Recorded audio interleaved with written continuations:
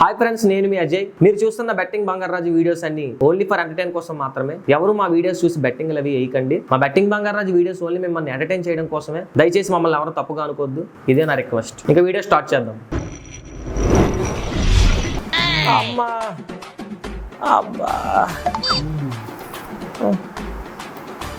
ఏంటండి అలా చూస్తున్నారు? నన్ను ఎవరైనా కొట్టారనుకుంటున్నారా? అదే జరిగిందండి. మా నాన్నను కుమ్మిసాడు. శుక్రవారం జరిగిన మ్యాచ్, శనివారం 2 మ్యాచ్లు, ఆదివారం నిన్న జరిగిన 2 మ్యాచ్ల్లో మొత్తం 5 మ్యాచ్ల్లో 4 మ్యాచ్లు పోయాయి. ఈ విషయం మా నాన్నకి తెలిసిపోయింది. పిచ్చగొడ్డు కొట్టాడండి.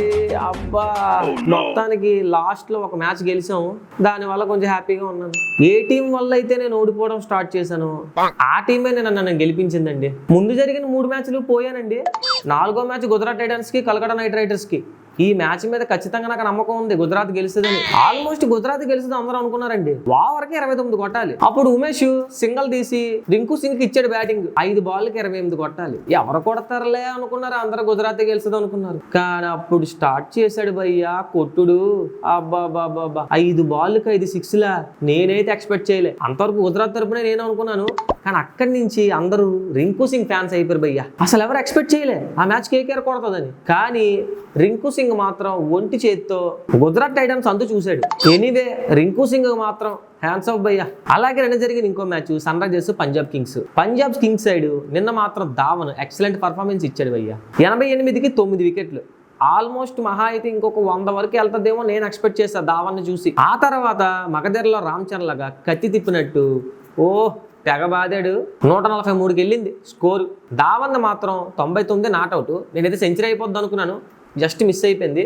కానీ మన ఎస్ఆర్హెచ్ గెలుస్తుందని అనుకున్నాం కాబట్టి ఎస్ఆర్హెచ్ఏ గెలిచింది. సన్ రైజర్స్ బౌలర్స్లోని మయాంక్ మార్కండ్ చాలా బాగా ఇచ్చాడు భయ్య బౌలింగ్. 4 వికెట్లు తీశాడు. అలాగే మార్కో జాన్సన్, ఉమ్రాన్ మాలిక్ 2 వికెట్లు కూడా తీశారు. ఇంకా సన్ రైజర్స్ బ్యాటింగ్ విషయానికి వస్తే రాహుల్ త్రిపాఠి, ఐడెన్ మార్కరము బ్యాటింగ్ చాలా బాగా ఆడారు. వాళ్ళిద్దరు బ్యాటింగ్ వల్లే సన్ రైజర్స్ కి ప్లస్ అయింది. ఎనీవే, మొత్తానికి సన్ రైజర్స్ నిన్న అన్నట్టుగా మాట నిలబెట్టారు, బాగా ఆడారు. మరి ఈ రోజు జరగబోయే మ్యాచ్ కోసం ఒకసారి మాట్లాడుకుందాం. నిన్న మనం పెట్టిన వీడియోస్ కి కొంతమంది కామెంట్ చేస్తారు.